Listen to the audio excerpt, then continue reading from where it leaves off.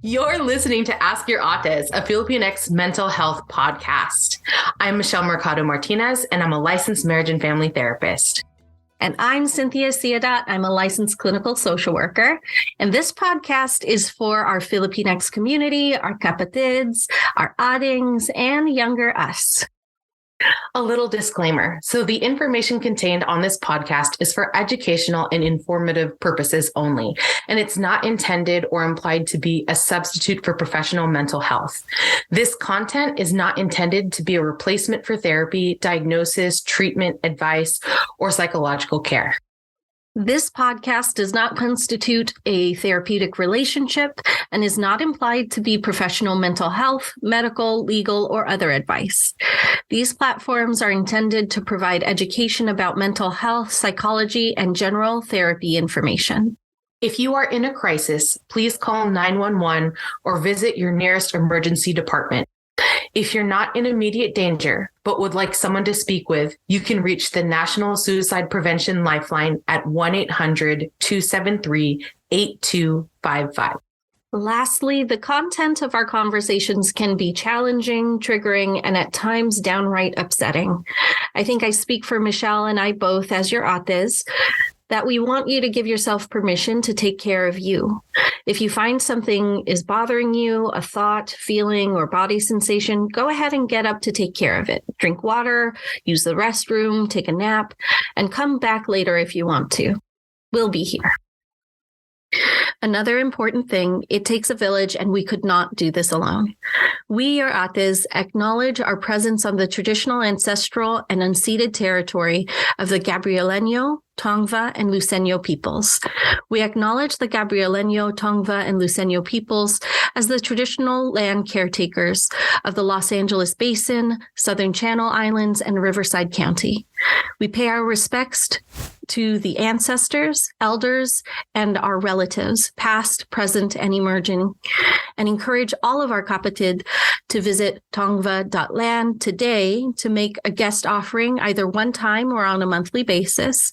And if you're curious and want to know what native land you may be on to make an offering to those traditional caretakers, please visit native-land.ca. Welcome, kapatid. This is your ates Cynthia and Michelle. And today's podcast is about decolonization in relationship to mental health, a continuation of the conversation we started last episode. And we're going to get started with Michelle doing a grounding exercise for us. Michelle? Okay. All right. So I want to invite everybody to sit comfortably and close your eyes. Place your feet firmly on the floor. Gently start to slow down your thoughts and allow them to come to a pause. Notice the rise and fall of your chest as you inhale and exhale.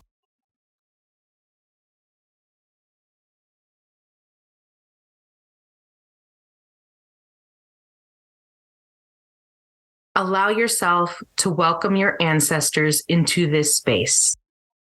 Take a moment to honor those ancestors who have come before you, those who are still with you, and those whose memories have made lasting impact on you.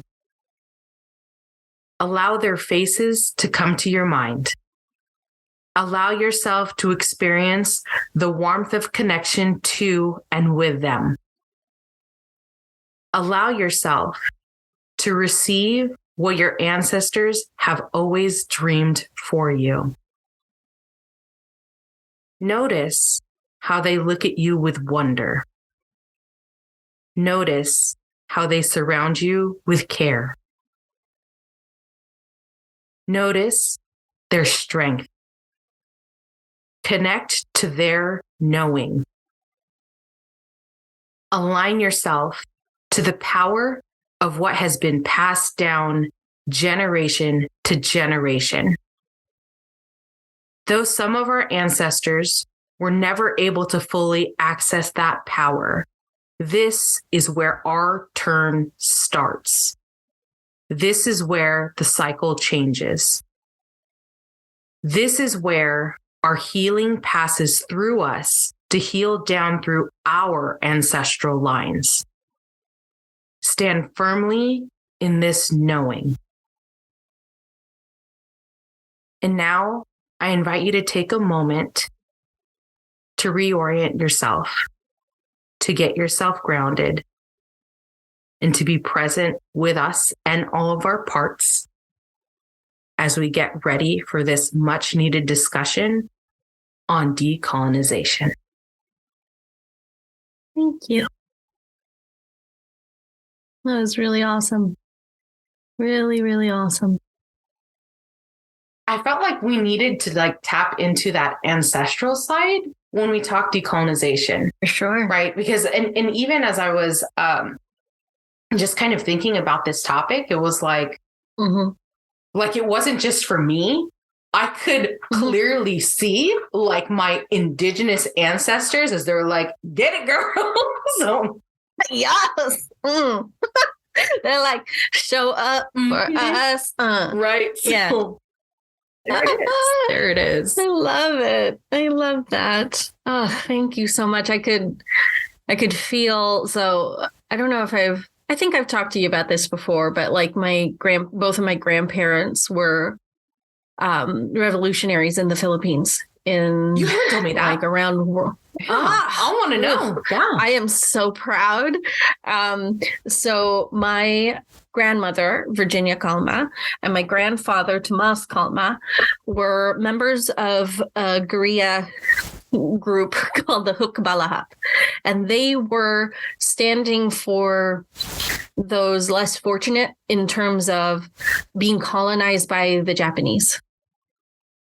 And they, like, one of the stories that my cousin told me was like during the Bataan Death March that my grandfather, so this is a story that came from my grandmother because my grandfather passed away quite young. He was actually executed in the Philippines. And so my grandmother passed this story on to my cousin, and my cousin passed the story down to me, that my grandfather had led his battalion or his group of people who were in the Bataan Death March and managed to get them to safety. And I am so proud to talk about him. I'm so proud to talk about my grandmother's role in all of that. She apparently was doing translations for some of the groups of the newspapers into languages that they could understand, so they knew what was happening. That was her role. So she was very much like helping the communication lines. So I'm really, really proud to talk about them. And I could feel, I imagined them like on either side of me, just holding my shoulders and being like, it's like, this is good. Let's talk about this. Because there has been such an air of silence around it. Like, this is all information that I have gathered either by reading about my grandfather or talking at length or messaging back and forth with my cousin, that in the Philippines, if you're listening, I love you, because she would tell me stories about, she was very close to our maternal grandmother. And she, shared stories that my grandmother, Virginia, would share with her. So yeah. That's amazing. Oh my gosh. Amazing? They're amazing. Oh, the history there. Wow. Yeah. I feel super proud. Super, super proud. Yeah. So I feel like then I should ask you, so with all of that context, that historical context, so what does decolonization mean to you as you understand it today? So decolonization, as I understand it today, is becoming like reoriented to my family's history, the history in the Philippines, the indigenous histories, like understanding what was present before colonization, and trying to search also as an individual, search for those things within myself and within my experiences.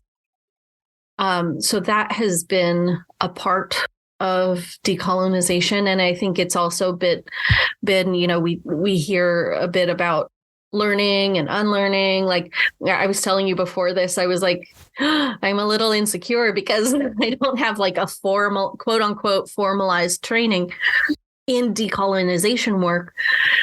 And then, what's funny about that phrase to me is like, that's one of the unlearnings is like, oh, there's an intrinsic knowing that all of us folks who are coming from lines of indigenous peoples, like we have a deep down in our bones knowing.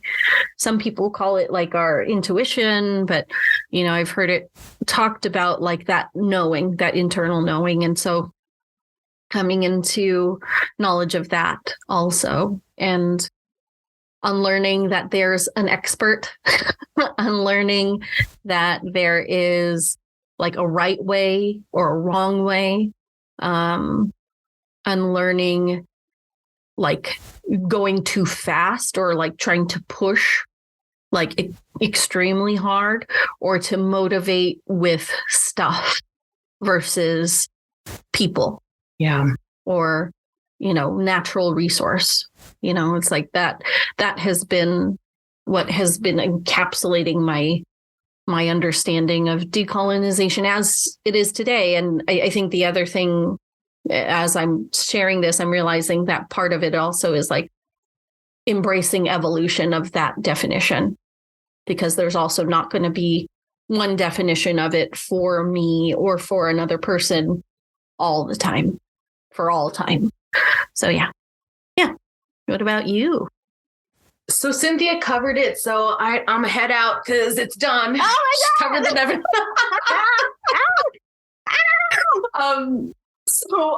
Yes, I echo everything that Cynthia said. I was laughing with her this morning because I was saying that maybe if I slept on top of the books of our kapatid that have done so much work on decolonization already, that maybe through osmosis that I could just capture all of their genius, because there is that really strong idea that I hold on to of I'm not an expert in this. Mm-hmm. How like I don't have a PhD. Like who am I to even be speaking about this, right? Yeah. And so,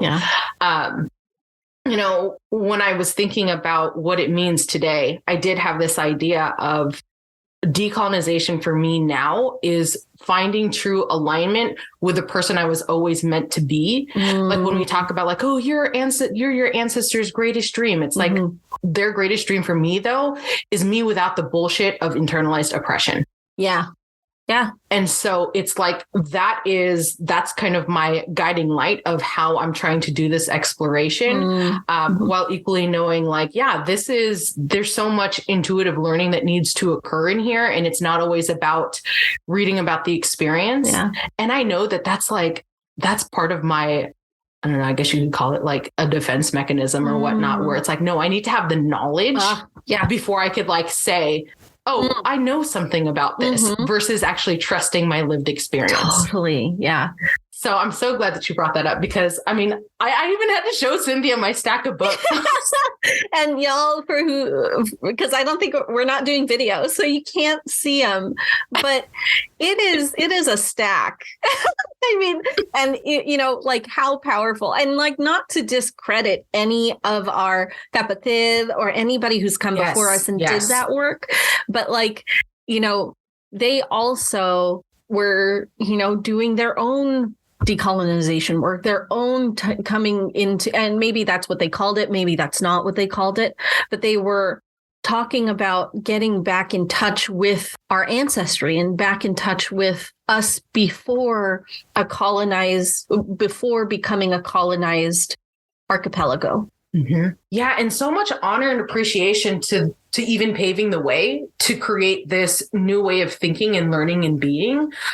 Because if I never stumbled on any of these books, I don't know if I'd be where I am now. Right. So these were really great starting points for me to question, like, what do I know and how do I know it? Yeah, absolutely. Yeah. And Ate Michelle, can you talk about the books and share the titles? And in this episode's notes, we will include the names of the books, the titles of the books, not as like this is how it is, but as starters and examples for how an individual may want to learn more about decolonization work.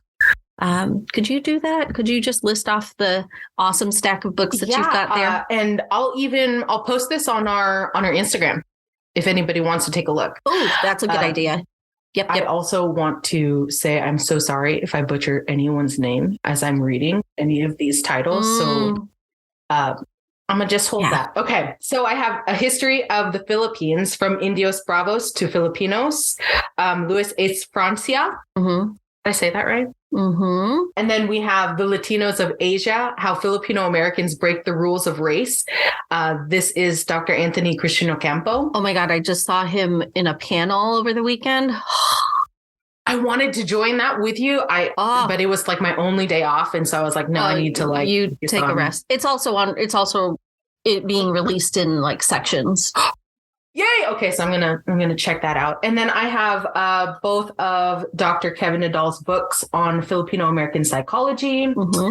I have Way of the Ancient Healer, Sacred Teachings from the Philippine Ancestral Traditions. That's Virgil Mayor Apostol. Mm-hmm. And then, of course, Brown Skin, White Minds, Dr. E.J.R. David. Mm-hmm. And then we have Babaylan, Filipinos, and the Call of the Indigenous, edited by Dr. Lenny Mendoza Strobel. Mm-hmm. And then Back from the Crocodile's Belly, Philippine Babaylan Studies and the Struggle for Indigenous Memory. And this was edited by S. Lily Mendoza and, again, Dr. Lenny Mendoza Strobel. And I believe it's Dr. S. Lily Mendoza. So fantastic. That's the list. And I will have to say, like, I have all of these books. I'd love to say to all of you, I've read them, I've highlighted them, I've read them again. But honestly, as I read about some of the things that have happened to our people in our community, I can only get like a couple pages in before I'm like, I got to walk away. Sure. And so right now, they're half read. Mm-hmm. Well, some of them are fully read, but most of them are half read. Thank you for sharing that list. I think there's one bit of reading that I've just recently embarked upon that I wanted to share, and it's called Empire of Care. Because I had another one of our clinician colleagues in the Filipinx mental health community, Gregory Desierto, he posted about this book, Empire of Care, and it is by Catherine Sinesa Choi. Catherine, I'm so sorry if I botched your name, but it's a great resource in terms of understanding how Filipinos came to be nurses in the United States, and the imperialism that ensued. I'm not finished with it. I'm just getting started, but yeah, if you also pick it up, I'd love to hear your thoughts. And I'm speaking to both you, Michelle, and our kapatid who are listening. Yeah.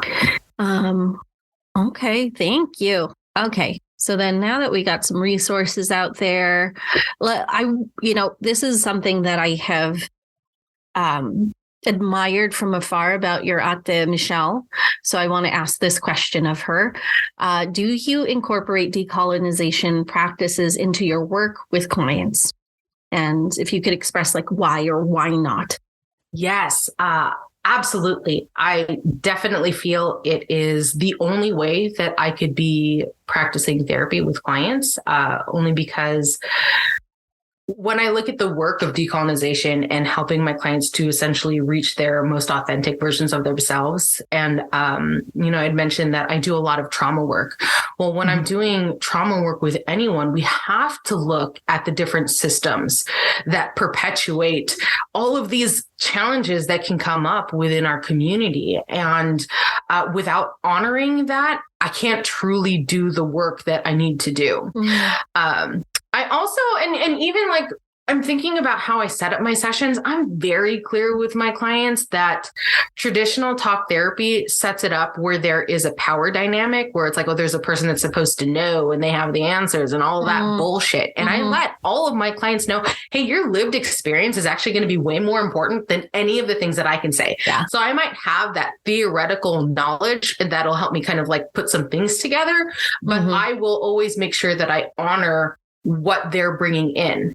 And I also let them know this is not advice time because, again, if I am giving you advice, how am I truly honoring your lived experience, right? So I might help with like balancing out perspectives or maybe even offering some different insights. But the therapy space is definitely not one of advice because that makes me feel like, oh, no, I know what I'm talking about and I should know all the things. And really, I'm just here to like shine a flashlight on some things that I see so we can explore and be curious together. And it's out of that curiosity and exploration that leads clients to their own insights.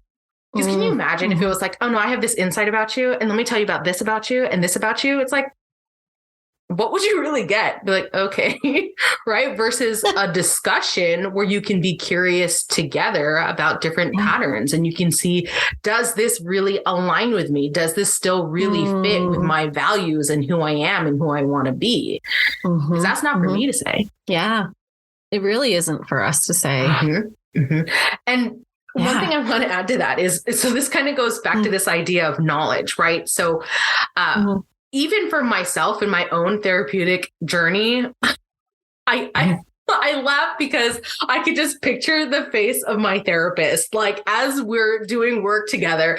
And there was a moment where I was like, I just wish I knew about all of my internalized oppression right now so I could fast forward this shit and I could like get it out of my system.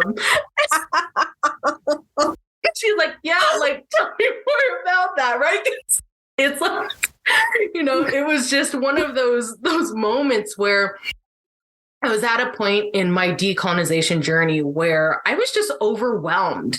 It's like you look left, oppression, you look right, oppression, you look in front of you, look behind you, it's everywhere. And I was just overwhelmed. And in that moment, instead of searching for that certainty and having all the answers and having it all figured out, I really just needed to slow down and lean into the process of, hey, the unknowing that is also taking place is more important because I don't need to sit in that right or wrong of what you were talking about, right? So it's not about, do I need to have the answers right now or how, or more so it needed to be, how can I be gentle with myself in this process, knowing that as I work on my trauma and the generational trauma and all of those pieces, does that really need to be fast? Does that really need to be done right now? Do I really need to know? Or is that part of the honoring the process where I might need to work through like layers 1 through 5 before I actually get to like 6, 7, 8. And here I am trying to jump the gun, get it to like 6, 7, 8. But it's like, damn girl, you don't even know about 1 through 5 yet. So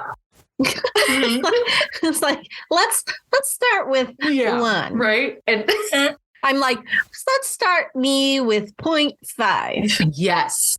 Because that's where I'm at. I mean, I will acknowledge that for, this idea of decolonization, the term decolonization hasn't been a term that I have used for a long time. I want to say that as I hear more and more stories like how you incorporate or other clinicians incorporate decolonization work, I'm like, oh, I've been doing that just with basically the Western tools that I was given, but only the ones that resonated with me. Yes. It's like, I really, like one of the things that really resonates with me is like really slowing things down. I mean, I think in my work with my clients and, talking about like, oh, there's this to do and there's that to do. And I need to go to work and I need to take care of my kid and I need to do this and I need, travel here, travel there. I think one of the important themes and parts that I've come to understand can be part of decolonization work is like just slowing down and becoming like being present.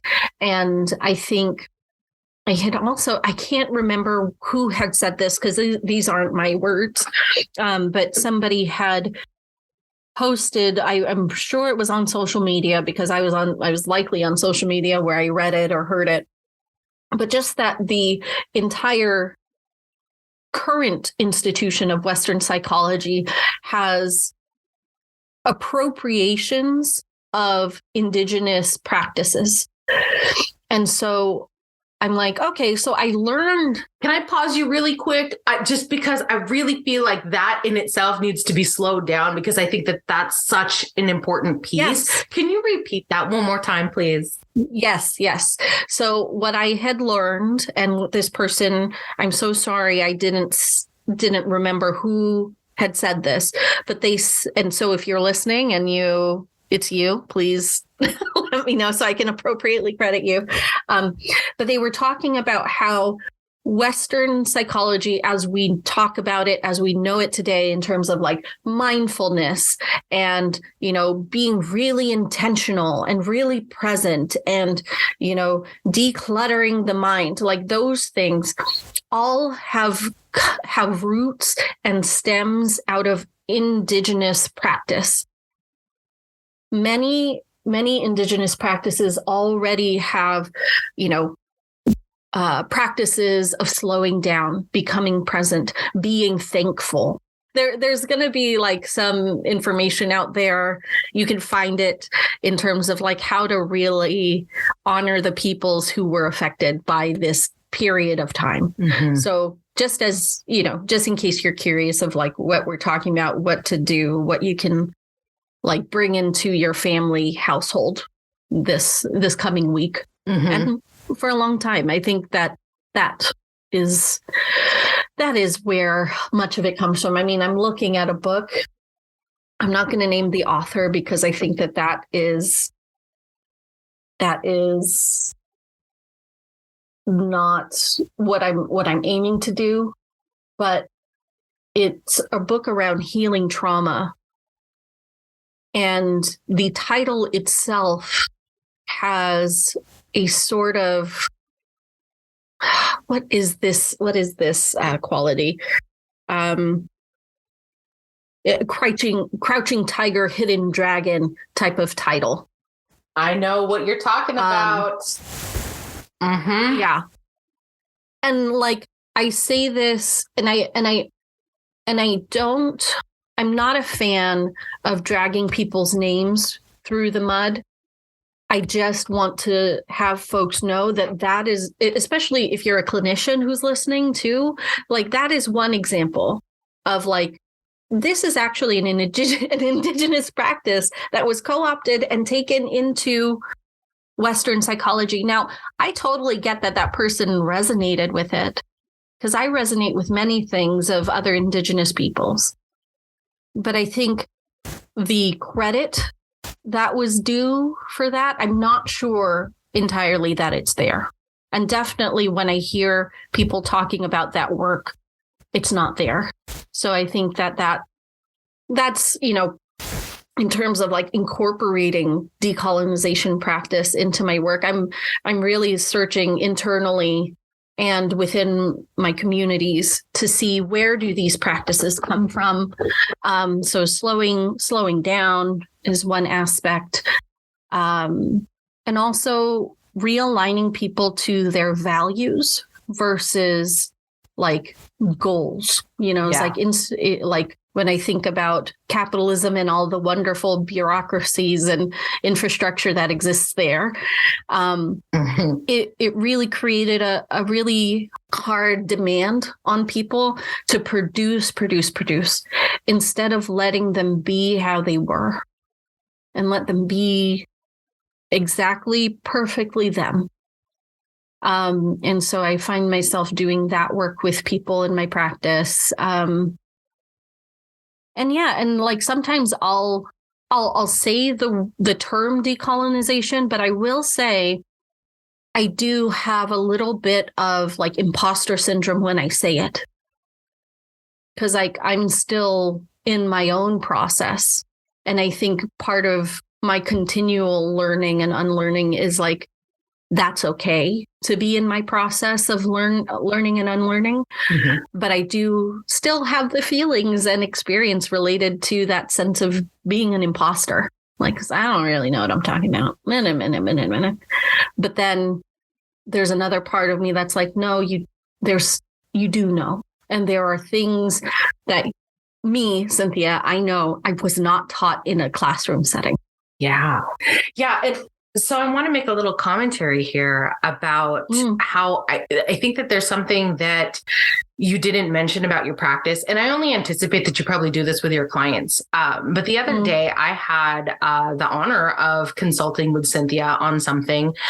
And there was just something so intuitive in your knowing of what the situation was that I wasn't seeing. I was completely blind to it because, of course, there were too many things that were parallel to my own learning and growing. And so Cynthia had to stop me and she's like, there's something about this that's giving me pause that feels like it's too much of your energy. And I was like, at first I was like, no, I don't think so. she's so accurate because I was like, oh, but it felt like a little bit in that emotional sense. It's like trying to slow our emotional train down. You know, it's like when we get anxious or when we get like hyped up for something, it's like in that moment, I was like, I'll tell you, like I was nervous to tell you or say that to you. But I also was like, there's something in me saying this or feeling this. Let me slow it down. Something is giving me pause. I don't know what it is. And I really didn't know what it was. And you like after, like, I think I might have said that a couple of times. And then afterwards you were like, oh, it's this. Yeah, you totally encountered my defensiveness and stubbornness until you were like, no, really. And I was like, no, really. Oh, you did great. But it was exactly what I needed. I'm so glad. Because I went to my partner after and I was like, shit. Like I knew I was outworking this person. And sure, yeah. Well, I didn't know I was outworking this person, but it wasn't until I had that consultation with you. I was like, yeah, no, I'm treating and showing up for my younger self, but like in a different way. So I do want to say that, like, I'm sure that you incorporate that in your room. And I even think that this would probably be a good place where we even bring up the idea of pakikiramdam, right? Because when I think about this knowing, like we've talked a lot about how do we read people? How do we read the room? How do we know how to show up? Yeah.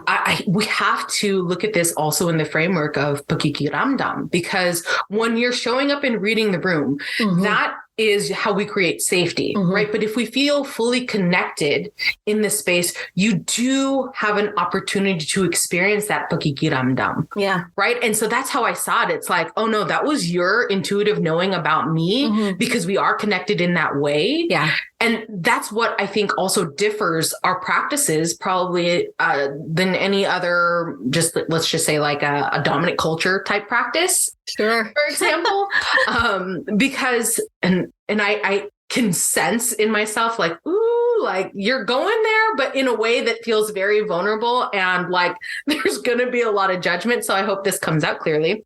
I don't know. We'll see what happens. I know that for me in my practice, so when I'm entering into a space with a person, I try as best I can to clear myself of my own shit because I don't need to be worrying about anything else but what the client is bringing in. More often than not, when this practice occurs, then I could really tap into that pakikiramdam. And so I'll maybe have like a knowing myself. I'll notice like a body sensation. I'll notice a thought. And then when I ask about it, the person's like, shit, yep, that's it. Yeah, right. Yeah. And I think that that's something that I really have been trying to fine tune in my process. Yeah. Western psychology will say that this is transference, right? Or countertransference, where it's like, oh no, this is your own shit. And you're just like trying to work it through the client. Yes, that does exist. It does exist, but when you know that you've taken the time and opportunity to be free and be a vessel for another person, there are things that happen in the therapeutic space where it's like, no, that's not mine. I know what my shit feels like, and this doesn't feel like this. Feels different. This one's different. It feels different. And that is what alerts me to like, okay, maybe I need to see and be curious about this particular area or this sensation. But I mean, just experiencing that with you in our consult, I can only imagine like how beautifully that shows up in your therapy space. Oh, thank you. Yeah, no, I am doing that kind of an quote unquote intervention. It's not even like an intervention. I'm just sharing my observation. It's like observation of myself, of what's coming up with me. And then like I have had people tell me, I'm fine, I'm good. And you know, like, and I want to believe people, and I tend to just go like, I'm like, you're the expert. You're the one who gets to say. And I'll say to them like, you said you were fine. You said things were going well. And I can't help this little feeling in me that is telling me to dig deeper, or that feeling that I need to really look at that with you and really understand what's under all of that. It's like, you might actually be fine. Like I'm not saying you're not fine, but understanding what that means would be important for me in order for me to be of service to you is something that I've heard myself say multiple times in sessions. So I feel like that feels really validating. So I appreciate you saying that. Because So how did you work through that so the reason why I was saying like, oh, there's judgment that's coming up for me is because more traditionally we would be told this is countertransference. This is you needing to work on your own shit.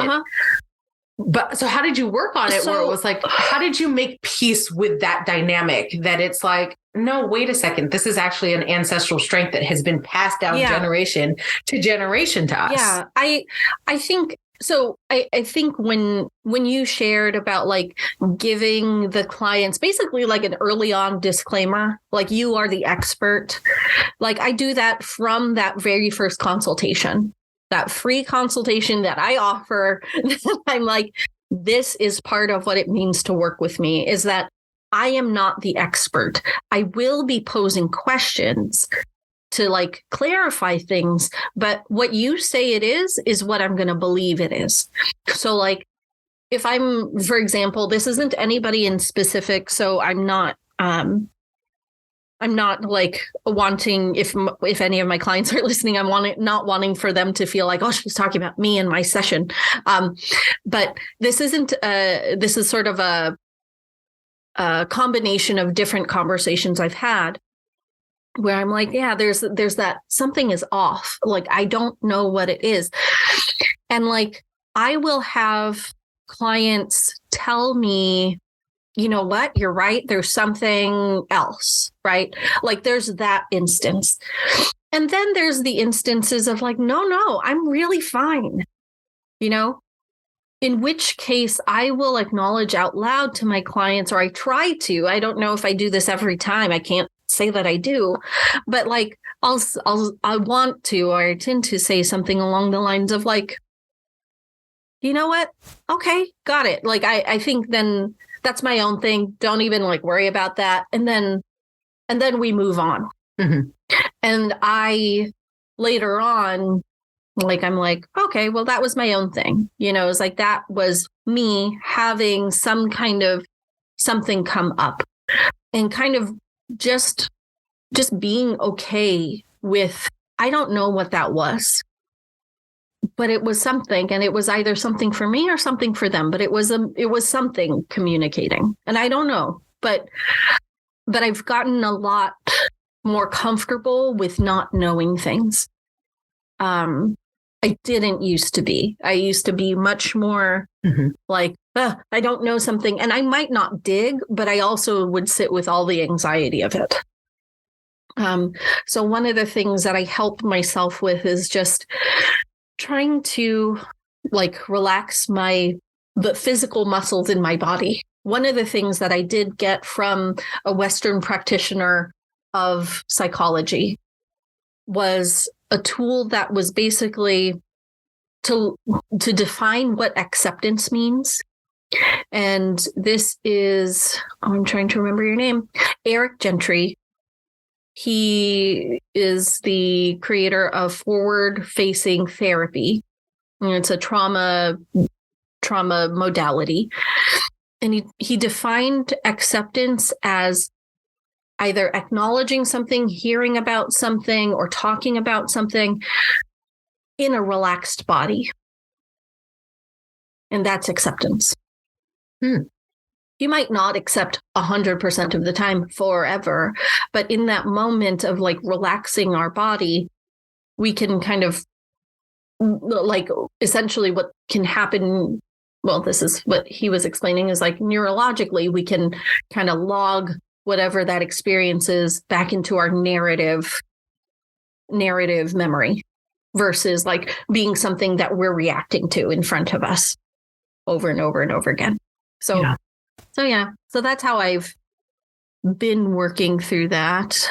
Another thing that came up as you were talking is like, I don't have, I really respect that you have a practice of like clearing before you meet with clients. I don't have a practice like that personally.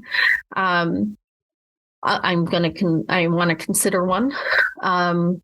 And I think in terms of Filipinx values, what I had the insight that when you were sharing was like, that feels like bahala na.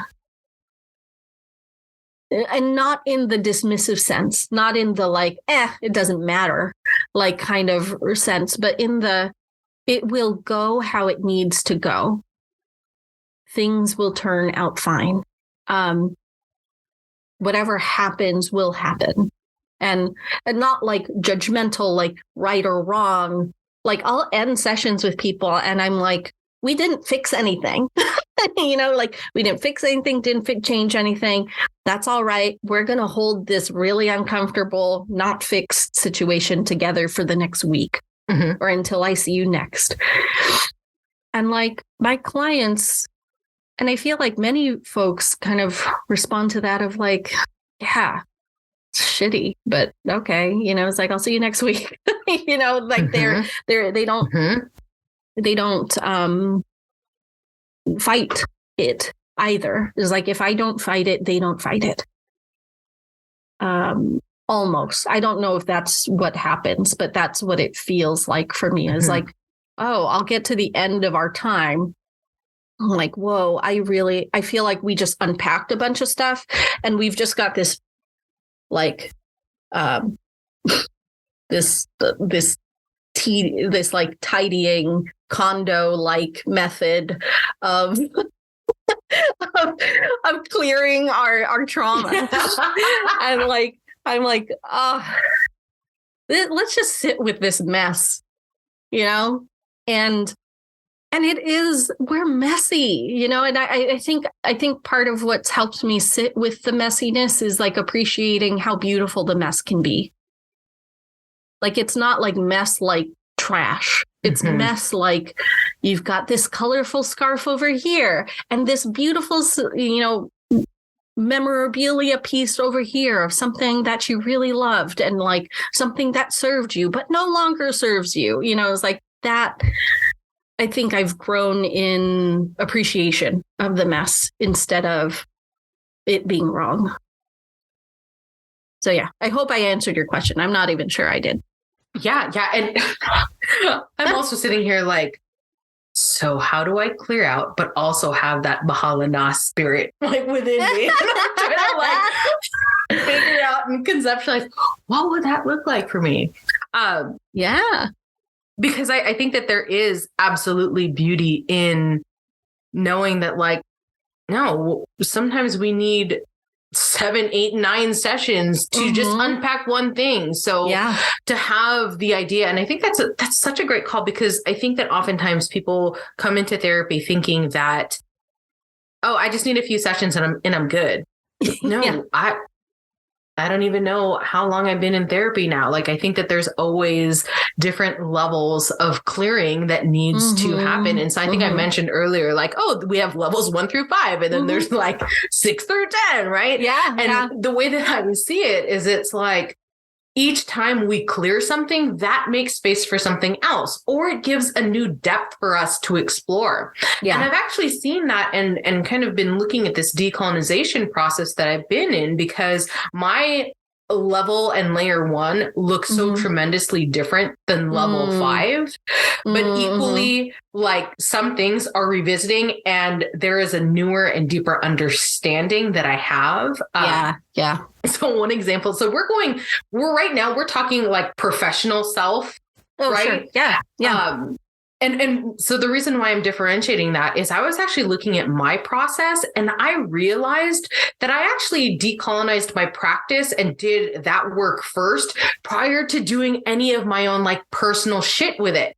Like it was happening like unconsciously, but it was like my practice was very intentional. Yeah. And then I had to stop, and I was like, oh shit, capitalism, because I thought that I could be most productive if I did the work for my work. And I was like, oh shit, look at that. Just another layer of how I was trying to be productive and all this bullshit. Anyway, I just wanted to break that in real quick. So let's see. So shall we do just that minute of breathing that we did last time? Yeah. All right, kapatid, let's do this. So wherever you are, find a comfortable position. If that's seated, nice and comfortable, relaxed. If that's laying down, nice and comfortable, relaxed. And then find a comfortable position for your eyes. Options are closed or fixed on one single spot. We just don't want them to move around a whole lot.